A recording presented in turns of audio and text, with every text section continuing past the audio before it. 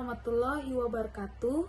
Pada kesempatan kali ini saya akan mempresentasikan tugas mata kuliah metodologi penelitian kuantitatif. Nah, langsung saja kita bahas di slide yang pertama. Di dalam kerangka teori saya ini, ada 5 teori yang terkait atau yang terhubung dalam judul penelitian saya. Yang pertama, teori pengetahuan menurut Noat Mojo 2018. Beliau menyatakan, pengetahuan merupakan hasil dari tahu yang terjadi setelah seorang melakukan penginderaan terhadap suatu objek melalui panca indera. Pengetahuan tentang diare sangat berpengaruh terhadap perilaku pencegahan seperti mencuci tangan, menjaga kebersihan makanan, dan menghindari air yang tercemar. Teori yang kedua, perilaku hidup bersih dan sehat atau PHBS. Kementerian Kesehatan Republik Indonesia 2016 menjelaskan bahwa PHBS di sekolah meliputi kebiasaan mencuci tangan dengan sabun, mengonsumsi jajanan sehat, menggunakan jamban bersih, dan membuang sampah pada tempatnya. Perilaku ini terbukti menurunkan resiko penyakit menular seperti diare. Dan yang ketiga, teori kualitas air bersih. Menurut WHO 2016, menyatakan kualitas air bersih mencakup parameter fisik, kimia, dan mikrobiologi yang menentukan apakah air aman untuk dikonsumsi. Air yang tercemar bakteri patogen merupakan penyebab utama diare di negara berkembang. Dan yang keempat, teori sanitasi lingkungan. Sanitasi lingkungan menurut Aswad 2015, beliau menjelaskan usaha kesehatan masyarakat yang menitik beratkan pada pengawasan terhadap berbagai faktor lingkungan yang mempengaruhi kesehatan manusia. Sanitasi yang buruk dapat meningkatkan resiko penularan diare melalui air dan makanan. Teori pola makan dan sehat. Pola makan yang tidak higienis, penyimpanan makanan yang tidak benar, atau konsumsi makanan yang terkontaminasi dapat meningkatkan resiko diare. Al-Matsir 2019 menyatakan bahwa asupan gizi yang baik membantu memperkuat sistem imun terhadap infeksi. Baik, yang keenam, teori penyakit diare. Menurut Depkes RI 2019, diare merupakan buang air besar dengan konsistensi lembek atau cair lebih dari 3 kali dalam 24 jam. Faktor penyebabnya antara lain infeksi, kebersihan lingkungan yang buruk, dan perilaku higienis yang tidak baik. Dari gambaran umum pada kerangka konsep di atas menjelaskan bahwa kerangka konsep ini menggambarkan hubungan antara faktor-faktor yang mempengaruhi variabel independen atau variabel bebas dengan kejadian penyakit diare, variabel dependen atau terikat. Pada siswa di lingkungan sekolah, model ini menjelaskan bahwa penyakit diare tidak hanya disebabkan oleh satu faktor tunggal, tetapi oleh kombinasi perilaku lingkungan dan kebiasaan sehari-hari. Baik, kita masuk ke dalam variabel independen atau variabel bebas. Jadi ada 5 variabel independen atau variabel bebas. Yang pertama ada pengetahuan. Nah, ini menjelaskan tingkat pemahaman siswa tentang penyebab, cara penularan, dan pencegahan diare. Jadi, logika hubungannya, semakin tinggi pengetahuan, maka semakin baik tindakan pencegahan dan resiko diare menurun. Yang kedua, perilaku hidup bersih dan sehat atau PHBS. Menjelaskan penerapan kebiasaan hidup bersih seperti mencuci tangan, menjaga kebersihan lingkungan, dan membuang sampah dengan benar. Jadi, hubungannya perilaku higienis menurunkan resiko diare. Dan yang ketiga, kualitas air bersih. Menjelaskan kualitas air yang digunakan untuk minum dan kegiatan sehari-hari. Atau apakah air bersih, tidak berbau, dan dimasak. Jadi, hubungannya, air tercemar meningkatkan resiko penularan kuman penyebab diare. Dan yang keempat, sanitasi lingkungan. Menjelaskan kondisi fasilitas sanitasi di rumah maupun sekolah, atau toilet, drainase, tempat sampah, dan kebersihan lingkungan. Jadi hubungannya sanitasi buruk, maka meningkatkan penyebaran kuman dan memperbesar resiko diare. Dan yang kelima, pola makan. Menjelaskan kebiasaan konsumsi makanan, termasuk frekuensi, jajan, dan kebersihan makanan yang dikonsumsi. Maka hubungannya semakin sering jajan sembarangan tanpa memperhatikan kebersihan, maka resiko diare meningkat. Kemudian pada kotak berikutnya yaitu variabel dependen atau variabel bebas, yakni kejadian penyakit diare yang menjelaskan kondisi ketika siswa mengalami buang air besar cair lebih dari 3 kali 24 jam. Kejadian ini menjadi indikator utama yang dipengaruhi oleh semua faktor di atas.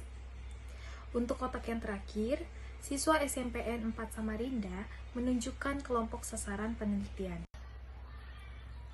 Kemudian pada slide berikutnya ada hipotesis penelitian. Yang pertama ada hipotesis umum yang terdiri dari alternatif atau HA, menjelaskan terdapat pengaruh yang signifikan antara pengetahuan, perilaku hidup bersih, kualitas air bersih, sanitasi lingkungan, dan pola makan secara simultan terhadap kejadian penyakit diare pada siswa SMPN 4 Samarinda.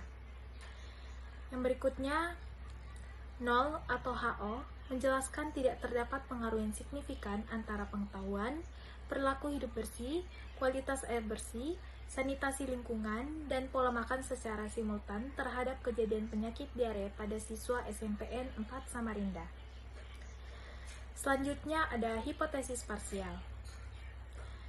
Ada H1 menjelaskan terdapat pengaruh antara pengetahuan dengan kejadian penyakit diare. H2 menjelaskan terdapat pengaruh antara perilaku hidup bersih dengan kejadian penyakit diare. H3 menjelaskan terdapat pengaruh antara kualitas air bersih dengan kejadian penyakit diare. H4 menjelaskan terdapat pengaruh antara sanitasi lingkungan dengan kejadian penyakit diare. H5 menjelaskan terdapat pengaruh antara pola makan dengan kejadian penyakit diare. Kemudian slide berikutnya ada definisi operasional yang terdiri dari variabel. Yang pertama pengetahuan atau X1. Definisi operasionalnya tingkat pemahaman siswa tentang penyebab, cara pencegahan, dan pengobatan diare. Indikatornya penyebab diare, cara pencegahan, kebersihan diri, pengelolaan air bersih, makanan. Untuk cara ukurnya menggunakan kuesioner dengan poin benar, salah, tidak tahu. Untuk skalanya ordinal. Dan yang kedua, perilaku hidup bersih dan sehat atau X2. Definisi operasionalnya tindakan nyata siswa dalam menjaga kebersihan diri dan lingkungan sekolah. Untuk indikatornya, cuci tangan pakai sabun, membuang sampah, menjaga kebersihan toilet, kebersihan kuku, dan kebersihan diri. Untuk cara ukurnya menggunakan kuesioner dengan poin selalu, sering, kadang, tidak pernah dengan skala ordinal. Yang ketiga, kualitas air bersih atau X3. Definisi operasionalnya kondisi air yang digunakan siswa di rumah dan sekolah untuk keperluan sehari-hari. Untuk indikatornya sumber air, kejernihan, bau, warna, cara pengolahan, tempat penyimpanan air. Untuk cara ukurnya melalui observasi atau kuesioner. Untuk skalanya ordinal. Yang keempat ada sanitasi lingkungan. Definisi operasionalnya kondisi fasilitas sanitasi di sekitar tempat tinggal dan sekolah. Untuk indikatornya dryness, kebersihan jamban, tempat sampah, saluran air limbah, kebersihan lingkungan. Untuk cara ukurnya melalui observasi atau kuesioner. Untuk skalanya ordinal. Selanjutnya yang kelima ada pola makan atau X5. Definisi operasionalnya kebiasaan siswa dalam memilih, mengonsumsi, dan menyimpan makanan sehari-hari. Untuk indikatornya frekuensi makan, konsumsi jajanan, kebersihan makanan, konsumsi sayur, dan buah. Untuk cara ukurnya melalui kuesioner dengan poin selalu, sering, kadang, dan tidak pernah. Untuk skalanya ordinal. Dan yang keenam yaitu kejadian diare atau Y. Kondisi saat siswa mengalami buang air besar cair lebih dari 3 kali dalam 24 jam dalam 1 bulan terakhir. Untuk indikatornya frekuensi BAB cair, durasi penanganan. Untuk cara ukurnya, melalui wawancara dan kuesioner. Untuk skalanya itu nominal. Baik, kemudian slide berikutnya ada kuesioner penelitian.